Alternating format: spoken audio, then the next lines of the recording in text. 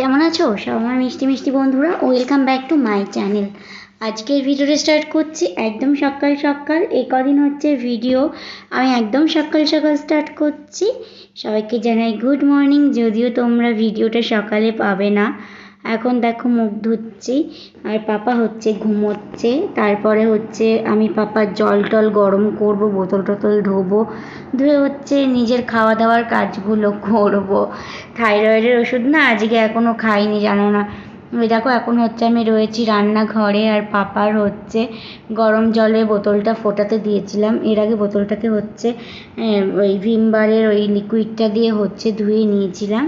এখন হচ্ছে ভালোভাবে জলের মধ্যে ফোটাতে দিয়ে দিয়েছি। এরকম 8 ঘন্টা পর পর না এরকম ফুটিয়ে নেওয়া দরকার, জানো না। মাঝে মাঝে হয়তো কাজের চাপে 9-10 ঘন্টা হয়ে যায়, বা সকালে করলাম আবার সে রাত্রিরও হয়ে যায়, পুরোপুরি 12-13 ঘন্টা। তো এরকম হয়ে যায় অনেক সময়। কিন্তু আমি যতটা পারি না, কোনো সময় যদি হাতে টাইমও পাই 3-4 ঘন্টা পর পরও করে নিই। তারপরে এখন হচ্ছে গরম জলটাকে আমি ঢেলে রাখছি। এই জলটা ঠান্ডা হলে ঢেলে নেবো একটা বোতলে। এইটা হচ্ছে পাবার গরম জলের সাথে যখন দুধগুলি মিশিয়ে দিই, তা নাহলে ঠান্ডা হতে অনেক বেশি টাইম লেগে যায়। আর হচ্ছে এখন আর বাদ বাকি আবার ফ্লাক্সে জল নিয়ে এখন আবার গরম জল করতে বসিয়ে দেবো। দিনে 2বার করে আমি গরম জল করি। এক হচ্ছে সকালবেলা ঘুম থেকে উঠে, আর এক হচ্ছে রাত্রে ঘুমোতে যাওয়ার আগে 10:30-11টা নাগাদ। এই সমস্ত নিয়েই রয়েছি। আর ভাবছি পাপা যখন সলিড খাওয়া স্টার্ট করবে, তো পাপার জন্য কিছু বাসনপত্র লাগবে, যেমন কুকার, তারপরে ছাঁকনি টাকনি, এগুলো হচ্ছে কিনতে যেতে হবে। অনেক দিন পর ডায়েটটাকে আবার ভঙ্গ করছি, নিয়ে বসে গেছি হচ্ছে বন পাউরুটি, কি বন পাউরুটি তো বলে মিষ্টি মিষ্টিগুলোকে, আর সাথে নিয়ে নিয়েছি হচ্ছে দুধ চা। এখন এগুলোকেই হচ্ছে খাবো। চুলের অবস্থাটা দেখছো, একটা খেপি লাগছে পুরো। এখন হচ্ছে আমি বসে পড়েছি খেতে। আর মাম্মাকে হচ্ছে একটু দিয়ে দিলাম পাউরুটি। মিষ্টি খাবার মাম্মার হচ্ছে খুবই পছন্দের। মিষ্টি জিনিস তো মাম্মা হচ্ছে এত পছন্দ করে, সেটা তোমাদের বলে বোঝাতে পারবো না, জানো না। ডাক্তার আমাকে বলেছে 2 কেজি ওজন কমাতে, তারপরে আমাকে ডায়েট চার্ট করে দেবে। আর এখন আমাকে 40 মিনিট করে প্রত্যেক দিন হাঁটতে বলেছে আর যোগা করতে বলেছে। বিশ্বাস করো, তার একটা কাজও আমি বিন্দু মাত্র করে থাকি না। থাইরয়েডের ওষুধ 1 ঘন্টা আগে খেতে বলেছে, সেটা অবধি হয়ে ওঠে না। একমাত্র সেটাই আমার পক্ষে এখন পসিবল, কারণ আমার শরীরের কন্ডিশন খুবই খারাপ। ওই যোগা করার মতো বা এক্সারসাইজ করার মতো কোনো ক্ষমতা আমার নেই। আর এই দেখো এখন হচ্ছে একটু পেঁপের চাটনি বসাবো। প্রথমে 5 ফোড়ন দিয়ে দিয়েছি।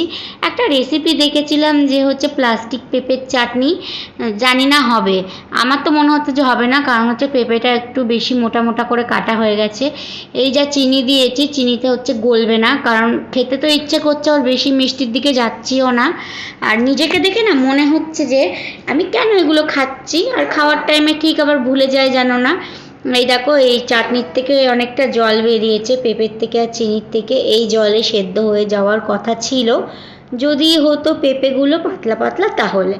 কারণ এই পেঁপে গলা হচ্ছে অসম্ভব, তো আমার বোঝা সার যে কীরকম জঘন্য চাটনি হতে চলেছে।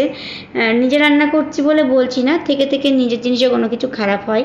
তো আজকে লাঞ্চে রয়েছে চিকেন, আলু ভাজা, তারপরে মিষ্টি কুমড়ো, শাক, ডাল আর ঘ্যাটকোল, আর ছিল হচ্ছে ইলিশ মাছ ভাজা।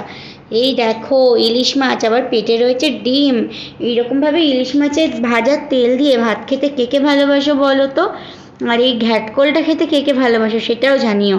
কিন্তু এইটা খেলে না আমার খুব পেটে ব্যথা করে, কেন জানি না। ছোটোর থেকে এই ঘ্যাটকোলটা খেলে না আমার কিছু না কিছু একটা হয়, বমি হয়, নাহলে পেটে ব্যথা করে।